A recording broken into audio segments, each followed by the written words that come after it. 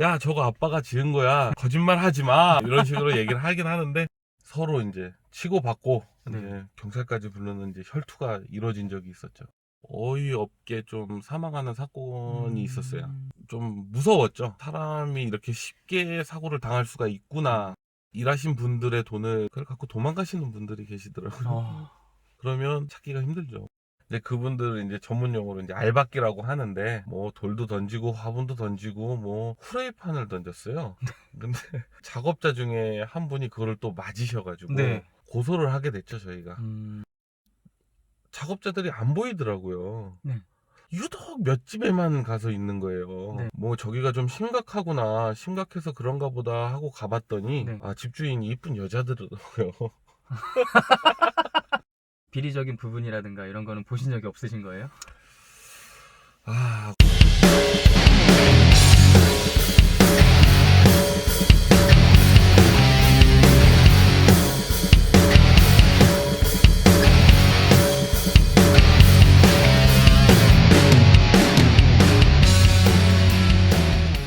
자기소개 부탁드릴게요. 예, 저는 토목직에 13년 근무하고 있는 심재인이라고 합니다. 토목직, 건설업계에서 종사하시는 거죠? 예, 건설업계 중에 이제 분야가 많은데 그 중에 이제 토목 직종을 전공하고 있습니다. 건설 분야도 하는 일이 굉장히 많잖아요. 토목직은 주로 어떤 업무를 담당하나요? 건설업계가 이제 분야가 굉장히 많은데 저희가 이제 모든 공사가 시작되기 전에 기초 터파기 공사라고 이제 토목 분야에 가장 중심이 되는 그런 공사를 하고 있습니다. 딱 기초공사까지, 거기까지가 토목업에서 종사하시는 분들의 역할인가요? 네, 토목 분야는 기초해서 건물이 올라가게끔 이제 모든 조건을 만들어주고 건물이 올라가기 시작을 하면은 토목직 쪽은 현장에서 이제 철수를 합니다.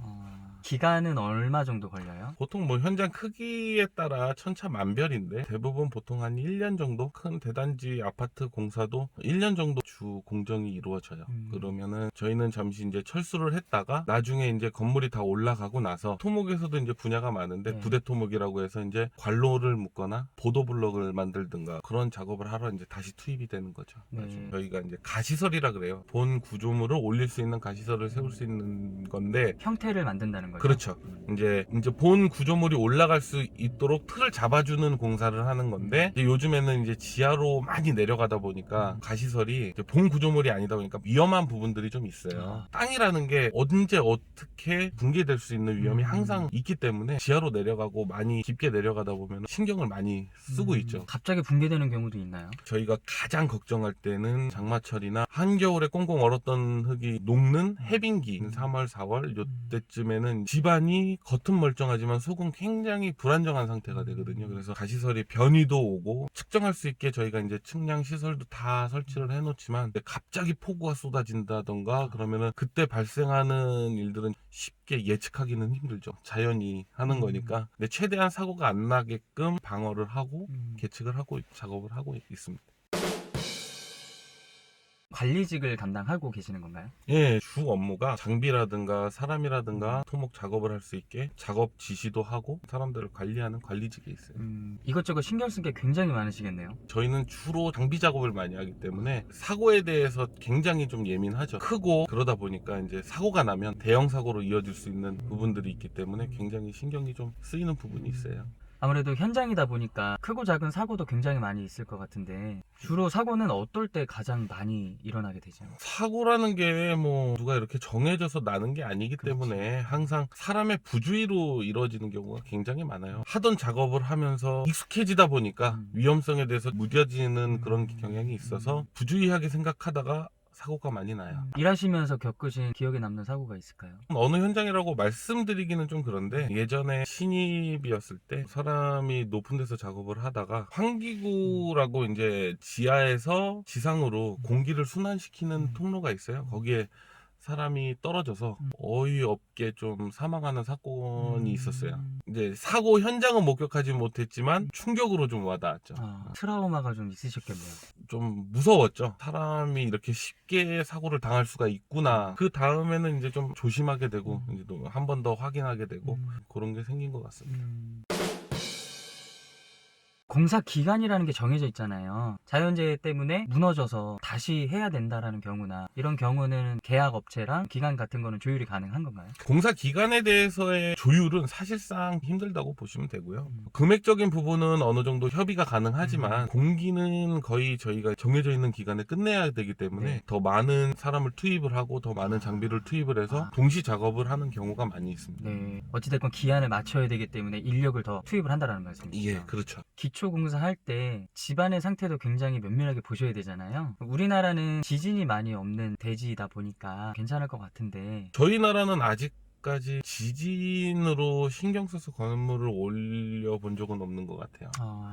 모르겠어요. 그거는 본구점을 올리는 건축 분야 사람들이 좀 생각을 하겠죠. 저희는 이제 사람이 살거나 움직이는 그런 행동 반경의 건물을 짓는 게 아니고 그 터만 닦아주는 거기 때문에 거기까지는 생각을 안 해요. 건설업이다 보니까 여러 가지 이제 재료를 조달하고 유통이 되는 과정에서 소위 말해 기초공사가 들어가는 비용보다 조금은 더 남겨먹는 경우가 있다. 건설업에서는 그런 말이 많이 돌잖아요. 그리고 일반인들도 남긴다라고 이렇게 인식을 하고 계시는데 그 부분 어떻게 생각하세요? 뭐 100% 투명하다고는 제가 어떻게 뭐 얘기는 드릴 수 없는데 예전보다는 많이 나아졌겠죠. 네. 일하시면서 여태까지 비리적인 부분이라든가 이런 거는 보신 적이 없으신 거예요? 제가 좀 말씀드리기가 좀 어려운 문제긴 한데 많이 봤죠, 사실. 많이 봤죠. 근데 현저하게 줄었다. 그 정도 말씀드릴 수 있겠네요. 건설업에서 종사하시는 분들이 다 마찬가지겠지만 굉장히 아침 일찍부터 저녁 늦게까지도 작업하시는 경우가 있잖아요. 하루에 일하는 시간은 평균적으로 어느 정도 되세요? 근로자들은 하루에 8시간이 정해져 있어요. 네. 법적으로 정해져 있어서 좀 일찍 시작하면은 일찍 끝낸다던가 아니면 이제 좀 더 오래 하게 되면은 추가 수당을 받는다던가 그런 정도의 조율이 있고, 저희 같은 이제 관리직은 그 작업이 끝나고 나서 종료를 하기 때문에 근무 시간이 좀 길죠. 네, 마무리까지 하고 다음날 공사를 어떻게 진행을 할 건지 그런 것도 이제 미리 신경을 써야 되는 부분이기 때문에 조금 더 길다고 보시면 돼요. 제가 어릴 때 일용직으로 현장에 나가서 일한 적도 있는데 돈을 못 받는 경우도 종종 있었어요. 요새는 그런 게 있나요? 뭐 없다고 말씀드릴 수는 없어요. 왜 그러냐면은 이제 돈을 주시는 회사에서 뭐 얼마나 힘드신지 모르겠지만 일하신 분들의 돈을 지급이 되면 그걸 갖고 도망가시는 분들이 계시더라고요. 그러면 사실상 찾기가 힘들죠. 못 받으면 이제 그 위에 회사들을 가서 청구를 하거나 국가에 도움을 요청해서 이제 받거나 하는 경우가 있는데 그렇게 많은 일이 있진 않아요. 종종 있다. 그 정도. 종종. 꼭 있더라고요. 일하시면서 보람된 적은 언제가 있을까요? 다 제가 만든 터에 건물이 다 들어서고 사람들이 이용하는 모습을 보면 누가 인정해 주는 건 아닌데 그냥 혼자 그래 저기서 내가 일을 했었지, 저 공사를 내가 했었지, 그리고 아들 두 놈 데리고 어쩌다 이제 지나가는 일이 생기면 야 저거 아빠가 지은 거야 그러면은 거짓말 하지 마 이런 식으로 얘기를 하긴 하는데 이제 이렇게 그런 거 한 번씩 얘기해 줄 때 조금 그래도 뭔가 좀 뿌듯하구나 그런 거를 좀 느끼고 있어요. 오래 종사하셨다 보니까 연봉도 이렇게 차곡차곡 올라갈 거 아니에요? 지금은 어느 정도 수입을 가져가고 계시는지 궁금해요. 회사마다 좀 다르고 저희는 이제 대기업이 아니다 보니까 이제 일이 힘든 만큼 남들만큼은 번다고 생각합니다. 네. 그리고 회사를 몇 번 정도 옮기신 거예요? 저 같은 경우는 많이 옮긴 케이스예요. 회사가 희한하게 가는 데마다 부도가 나더라고요. 저 역시도 퇴직금을 떼어본 적이 있어요. 회사 자체가 없어지다 보니까 네. 그런 경우가 있더라고요. 그럼 지금 회사는 좀 안정적인가요? 제가 느끼기에는 좀 많이 안정됐다고 생각을 하고 있어요. 일하시면서 에피소드들도 굉장히 많을 것 같아요. 많이 있죠. 외국인 근로자들을 많이 데리고 있을 때 그 외국인 근로자들이 월급날만 되면 숙소에서 자기들끼리 이제 도박을 좀 많이 했었어요. 결국 하다 보면 잃는 사람이 있다 보니까 이제 월급 받아서 그날 다 잃는 경우가 있었어가지고 서로 이제 치고받고 이제 경찰까지 부르는 이제 혈투가 이루어진 적이 있었죠. 그거 어떻게 처리하셨어요? 그럼 뭐 경찰서 가서 뭐 잘 원만하게 돈 돌려주고 치료비 물어주고 잘 처리가 됐죠. 근데 좀 이슈가 돼서 그 다음부터는 숙소 내에서 이제 도박이라든가 이제 못하게 이제 규제도 걸고 뭐 적발되면 이제 추방도 하고 뭐 그런 일이 있었습니다. 또 다른 거 하나는 저희가 이제 공사 현장을 들어가다 보면은 그거를 이제 보상을 이제 조금이라도 더 받으시려고 버티시는 분들이 간혹 있어요. 네. 근데 그분들은 이제 전문 용어로 이제 알박기라고 하는데 알바키요? 네. 이제 알박기가 뭐예요? 알박기가 이제 말 그대로 이제 버티기죠. 버텨서 이제 이 땅에 우리는 요만큼의 건물을 져야 되는데 그분이 이제 딱 박혀 있어서 이제 보상을 바라시는 분들이 있는데 저희 같은 경우는 이제 공사를 시작을 했는데 그분이 이제 협의를 안 하시고 계속 버티기를 하셨어요. 네. 하셨는데 이제 저희는 이제 공사를 진행을 하니까 굉장히 시끄럽고 뭐 먼지도 많이 나고 이제 불편하셨겠죠. 그 불편함을 호소하시려고 자기네 집이 이제 단독 주택이었는데 네. 옥상에 올라가서 막 뭐 돌도 던지고 화분도 던지고 뭐 이것저것 던지시다가 어디다가요? 저희 현장 쪽으로요. 작업하시는 아. 분들 쪽으로 좀 많이 던지셨어요. 네. 근데 후라이팬을 던졌어요. 근데 저희 작업자 중에 한 분이 그거를 또 맞으셔가지고 네. 큰 부상은 아니었는데 맞으셨어요. 네. 병원도 가서 진단서도 띄고 입원도 하고 이제 반대로 이제 상황이 역전돼서 그분을 이제 고소를 하게 됐죠 저희가. 그분은 추가적인 보상은 없었고 조용히 나가셨죠. 알박기 실패네요. 네, 대실패하셨죠. 대실패. 에피소드를 하나 더 얘기해 드리자면 홍대 쪽에서 지하철 공사를 했을 때인데요. 그쪽 홍대 지역이 많이 낮은 데가 있어요. 그날 비가 굉장히 많이 왔습니다. 네. 저희는 지하에 물이 차지 않게 양수 작업을 했지만 이제 비가 그거보다 많이 와서 주변의 민가들의 이제 반지하나 지하 사시는 분들 집까지 물이 다 차는 상황이 발생을 했어요. 네. 저희는 물을 빼주고 복구 작업을 들어갔죠. 인원이 한 5, 60명 정도 투입이 됐던 것 같아요. 작업자들이 안 보이더라고요. 네. 왜 안 보이나 왜 안 보이나 했더니 그때도 외국인 근로자들이었어요. 네. 일하고 있는 시간에? 일은 하고 있어요. 네. 일은 하고 있는데 유독 몇 집에만 가서 있는 거예요. 네. 분명히 2명, 3명씩 나눠서 이 집하고 저 집하고 청소를 시키고 뭐 물을 빼고 작업을 시켜놨는데 네. 두세 군데 집에서만 있는 거여서 뭐 저기가 좀 심각하구나, 심각해서 그런가 보다 하고 가봤더니 네. 집주인이 이쁜 여자들이더라고요. 굉장히 아름다운 여성분이셨어요. 네. 반지하에 살고 네. 있는 아름다운 여성분 집에. 그러니까 뭐 여성분들이 뭐 두 분이 사시는 집도 있고 뭐 혼자 사시는 집도 네. 있는데 그 집만 유난히 깨끗하게 청소를 하더라고요. 남자는 똑같구나. 그런 걸 좀 느꼈었죠. 앞으로의 계획이나 소망이 있다면?